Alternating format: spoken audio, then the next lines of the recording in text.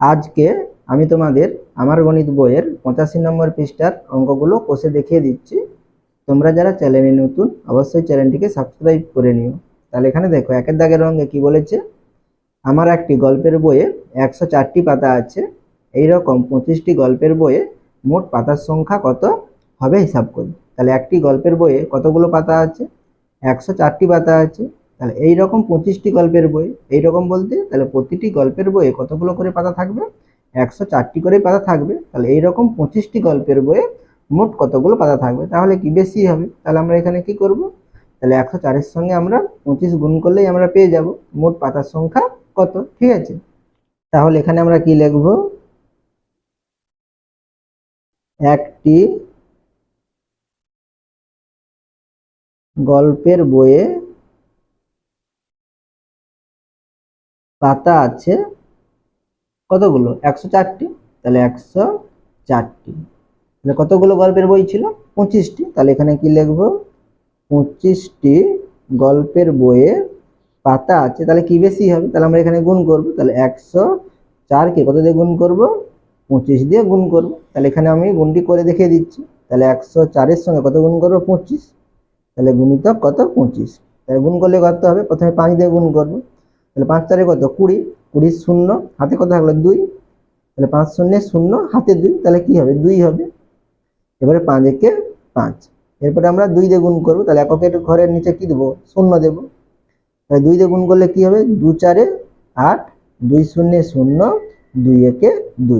ঠিক আছে, তাহলে এখানে দুটো সংখ্যা যোগ করলে কত হবে, তাহলে 0, 8 আর 2 যোগ করলে কত, 10, 10-এর শূন্য, হাতে থাকলো 1। 5 আর 0 যোগ করলে 5 হবে, হাতে 1 ছিল, তাহলে কত হবে 6, আর এখানে 2 আছে 2, তাহলে কত হচ্ছে 2600।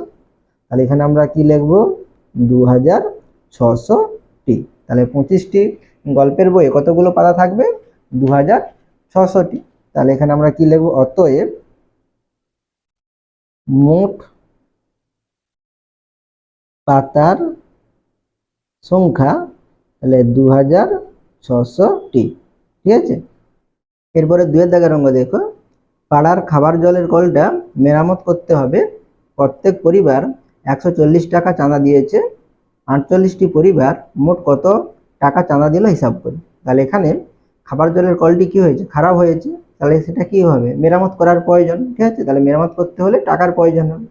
সেই জন্য এখানে প্রত্যেক পরিবার কত টাকা করে দিয়েছে, 140 টাকা করে দিয়েছে। আর কতগুলো পরিবার আছে, তাহলে 48টি পরিবার আছে। তাহলে এখানে মোট কত টাকা চাঁদা উঠবে, তাহলে এখানে আমরা কি করব, তাহলে 140-এর সঙ্গে আমরা 48 গুণ করতে হবে। ঠিক আছে, তাহলে এখানে আমরা কি লিখব, প্রত্যেক পরিবার চাঁদা দিয়েছে কত টাকা, 140 টাকা। তাহলে মোট কতগুলো পরিবার আছে, 48টি পরিবার। তাহলে এখানে আমরা কি লিখব, 48টি পরিবার চাঁদা দিয়েছে, তাহলে কি বেশি হবে, তাহলে 140 গুণিত কত, 48। তাহলে এখানে আমরা নিচে গুণটি করে নেব। তাহলে 140-এর সঙ্গে 48 গুণ করব। তাহলে গুণ করলে কত হবে, প্রথমে 8 দিয়ে গুণ করব। তাহলে 8 শূন্য শূন্য, 8 4 কত, 32, 32-এর 2, হাতে কত থাকলো 3। এরপরে 8 একে 8, হাতে 3, তাহলে কত হবে 8 3 11। এরপরে আমরা 4 দিয়ে গুণ করবো। তাহলে এককের সোজা করতে আমরা 0 দেব। তাহলে 4 শূন্য শূন্য, 4 4 16, 16 6, হাতে থাকলো 1, আর 4 একে 4, হাতে 1, তাহলে কত হবে 5। যোগ করলে কত হবে, 0 0 আছে 0, 2 আর 0 আছে, তাহলে কত হবে 2, 6 আর 1 আছে, কত হবে 7, 5 আর 1 যোগ করলে কত হবে 6, তাহলে কত হচ্ছে 6720। তাহলে এখানে আমরা কি লিখবো, 6720 কি হবে, টাকা হবে। ঠিক আছে, তাহলে 48টি পরিবার কত টাকা দিয়েছে, 6720 টাকা দিয়েছে। তাহলে আমরা এখানে কি লিখব, অতএব 48টি পরিবার মোট 6720 টাকা চাঁদা দিয়েছে।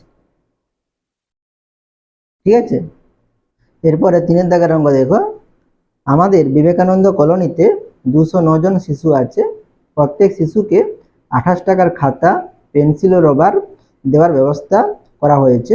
মোট কত টাকার খাতা, পেন্সিল ও রবার কিনতে হবে হিসাব করুন। ঠিক আছে, তাহলে এখানে কতজন শিশু আছে? 209 জন শিশু আছে। আর প্রত্যেককে অর্থাৎ এক একজনকে কত টাকার করে খাতা, পেন্সিল এবং রবার দেওয়া হবে? 28 টাকার করে দেওয়া হবে। তাহলে এখানে 209 জনকে দিতে হলে কত টাকার আমাদের খাতা, পেন্সিল এবং রবার কিনতে হবে সেটা আমাদের বের করতে হবে। তাহলে মোট কত টাকা লাগবে? তাহলে বেশি লাগবে। একজনকে যদি 28 টাকা দেওয়া হয় তাহলে 209 জনকে অবশ্যই কি হবে? বেশি টাকার আমাদের কি হতে দিতে হবে। তাহলে এখানে আমরা কি করব? 209 এর সঙ্গে আমরা 28 গুণ করলেই পেয়ে যাব। ঠিক আছে, তাহলে এখানে আমরা কি লিখব? বিবেকানন্দ কলোনিতে 209 জন শিশু আছে। প্রত্যেক শিশুকে 28 টাকার খাতা, পেন্সিল ও রবার দেওয়ার ব্যবস্থা করা হয়েছে। তাহলে অতএব খাতা, পেন্সিল ও রবার কেনার জন্য খরচ হবে, তাহলে বেশি হবে। তাহলে এখানে আমরা কি করব? 209 এর সঙ্গে কত গুণ করব? 28 গুণ করব। ঠিক আছে, তাহলে 209 এর সঙ্গে 28 গুণ করলে কত হবে দেখো। তাহলে প্রথমে আমরা 8 দিয়ে গুণ করব। তাহলে 8 লং কত? 72। 72 এর 2 হাতে কত থাকলো? 7। ঠিক আছে, এরপরে আমরা 8 এর সঙ্গে 0 গুণ করব। তাহলে 8 শূন্য 0 আর হাতে 7 আছে, তাহলে কত হবে? 7 হবে। এরপরে 8 এর সঙ্গে 2 গুণ করব। তাহলে 8 দুগুণে 16। ঠিক আছে, এরপর আমরা 2 দিয়ে গুণ করব। দশকের ঘরে 2 আছে, তাহলে এককের ঘরে সোজা করতে 0 দেব। 2 লং কত? 18। তাহলে 18 আর 8 হাতে থাকলো 1 আর 2 শূন্য 0 হাতে 1, তাহলে কত হবে? একই হবে। এরপরে 2 এর সঙ্গে 2 গুণ করব। তাহলে 2 দুগুণে 4। তাহলে যোগ করলে কত হবে? তাহলে 2 আর 0 যোগ করলে 2, 7 আর 8 যোগ করলে কত হবে? 15। 15 এর 5 হাতে থাকলো 1, 6 আর 1 যোগ করলে 7 হাতে 1, তাহলে কত হবে? 8 হবে। আর এখানে 4 আর 1 আছে, তাহলে কত হবে? 5 হবে। তাহলে এখানে আমাদের কত হবে? 5852 কি হবে? টাকা হবে। ঠিক আছে, তাহলে এখানে আমরা উত্তরটি কি লিখে নেব? তাহলে অতএব মোট 5852 টাকার তাহলে কি কিনতে হবে? খাতা, পেন্সিল ও রবার কিনতে হবে। ঠিক আছে, এরপরে 4 দাগের অঙ্ক দেখো। তাহলে এখানে কি বলেছে? 1 বছরে কত ঘন্টা হিসাব করি। তাহলে এখানে 1 বছর সমান কত ঘন্টা সেটা আমাদের এখানে বের করতে হবে। তাহলে আমরা কিভাবে বের করব দেখো। তাহলে এখানে আমরা কি লিখব? আমরা জানি, ঠিক আছে, তাহলে 1 বছর সমান কত দিন? 365 দিন। তাহলে এখানে আমরা কি লিখব? 1 বছর সমান 365 দিন। আমাদের কিসে বের করতে হবে? ঘন্টায় বের করতে হবে। তাহলে 1 দিন সমান কত ঘন্টা? 24 ঘন্টা। তাহলে 1 বছর সমান 365 দিন আর 1 দিন সমান কত? 24 ঘন্টা। তাহলে 365 দিন সমান কত ঘন্টা হবে? তাহলে এখানে আমরা 365 সঙ্গে 24 আমাদের কি করতে হবে? গুণ করতে হবে। তাহলে এখানে আমরা কি লিখব? 365 দিন সমান তাহলে কত ঘন্টা হবে? তাহলে 365 গুণিত কত? 24 ঘন্টা। ঠিক আছে, তাহলে গুণ করলে কত হবে দেখো। তাহলে 365 সঙ্গে আমরা 24 গুণ করব।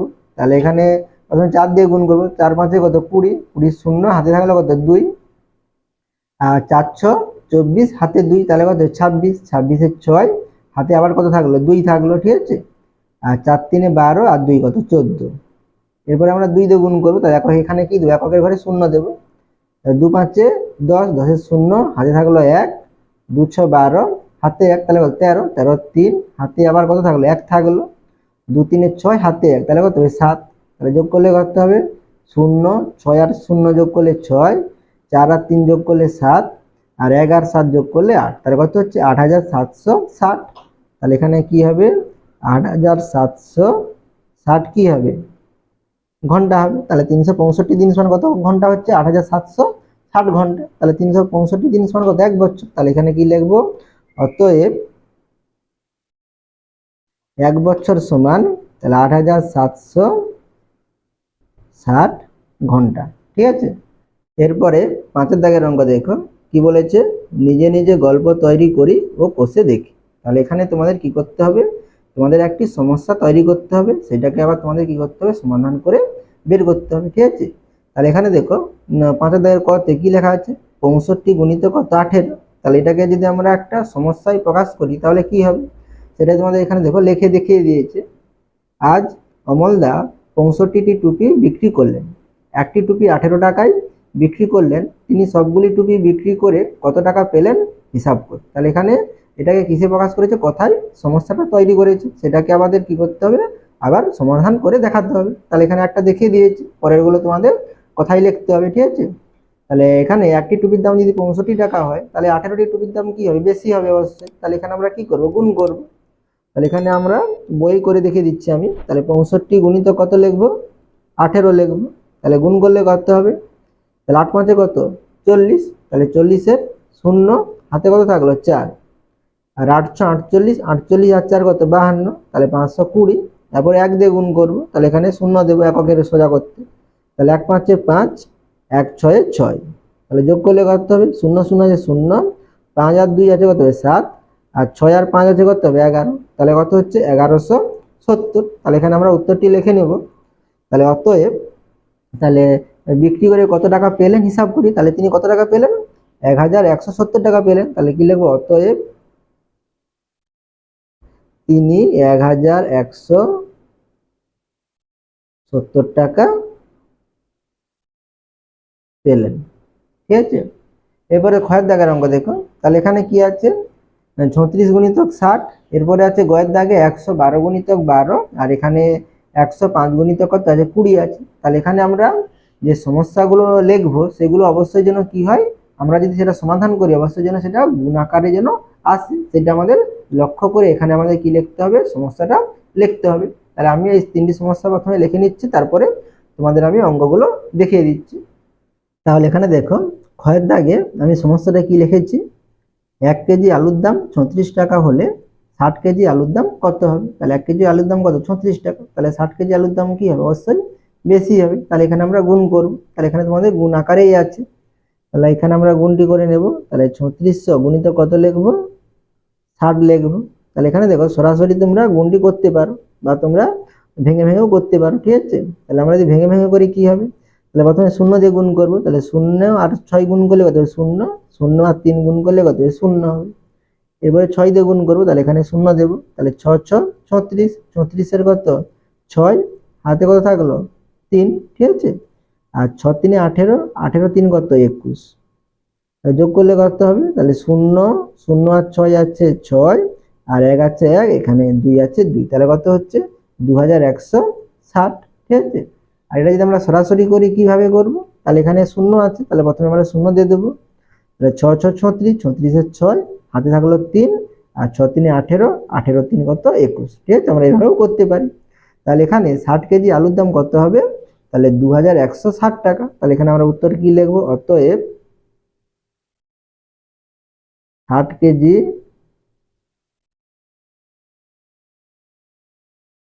আলুর দাম 2160 টাকা, ঠিক আছে।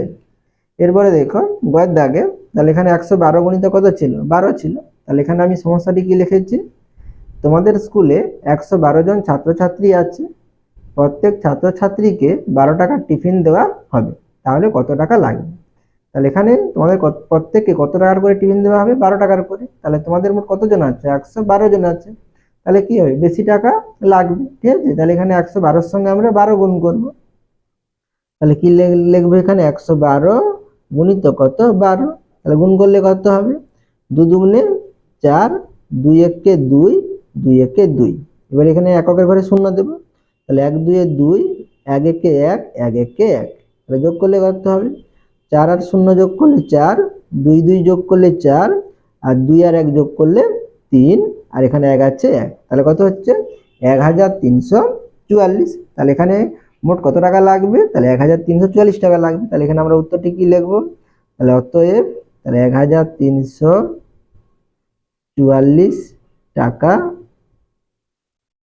লাগবে, ঠিক আছে। এরপরে দেখো, এরপরে তোমাদের সমস্যাটা কি ছিল, এখানে 105 গুণিত কত 20 ছিল। তাহলে এখানে আমি কি লিখেছি সমস্যাটি, একটি ঝুড়িতে 105টি করে আপেল রাখা যায়, তাহলে এইরকম 20টি ঝুড়িতে কত আপেল রাখা যাবে। তাহলে এখানে একটি ঝুড়িতে আমরা কতগুলো আপেল রাখতে পারি, 105টি আপেল রাখতে পারি। তাহলে এইরকম আমরা যদি 20টি ঝুড়িতে রাখি তাহলে আমরা কতগুলো আপেল রাখতে পারবো, তাহলে কি বেশি রাখতে পারবো। তাহলে এখানে আমরা কি করব, তাহলে 105-এর সঙ্গে আমরা 20 গুণ করব, ঠিক আছে। তাহলে এখানে 105-এর সঙ্গে আমরা 20 গুণ করব। তাহলে এটা আমি দেখো সরাসরি দেখিয়ে দিচ্ছি, এখানে ছোট জায়গা আছে বলে।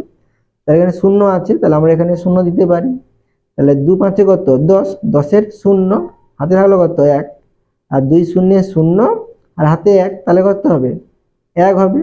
আর 2 1 2, তাহলে কত হচ্ছে 2 1 2, তাহলে কত হচ্ছে 2100। তাহলে এখানে কিভাবে গুণ করলাম, তাহলে শূন্য আছে বলে শূন্য দিয়ে দিলাম, লাস্টে শূন্য আছে বলে। তাহলে 2 5 10, 10-এর শূন্য, হাতে থাকলো 1, আর 2 শূন্যে 0, হাতে 1 ছিল, তাহলে এখানে 1 লিখলাম, আর 2 1 2, তাহলে কত হচ্ছে 2100। তাহলে এখানে মোট কতগুলো আপেল রাখা যাবে, 2100টি আপেল রাখা যাবে। তাহলে এখানে আমরা কি লিখতে পারি, শর্টে লিখে দিচ্ছি নিচে। তাহলে অতএব 2100টি আপেল রাখা যাবে, ঠিক আছে। তোমরা আলাদা আলাদা কি লিখতে পারো, সমস্যাগুলো তৈরি করে নিজেরা লিখতে পারো তোমাদের মতো করে, ঠিক আছে। তাহলে আশা করি তোমরা এই অঙ্কগুলো বুঝতে পেরেছো। তোমরা অবশ্যই চ্যানেলটিকে সাবস্ক্রাইব করে নিও।